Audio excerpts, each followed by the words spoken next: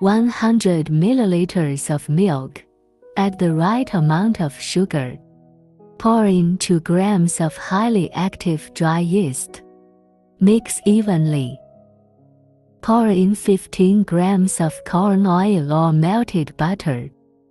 Beat in an egg. Mix evenly. Pour in 200 grams of high-gluten flour all at once. Stir until there are no dry flour particles. Knead the dough again. Can be fermented in the oven at a constant temperature. Knead and deflate the fermented dough. Roll out the pastry to a thickness of about 1 centimeter. Divide the pastry into equal sizes.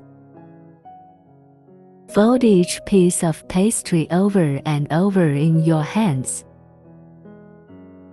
Roll into a ball.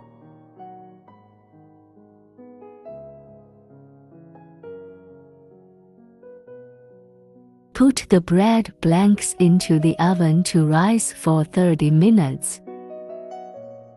Brush on a layer of milk or honey.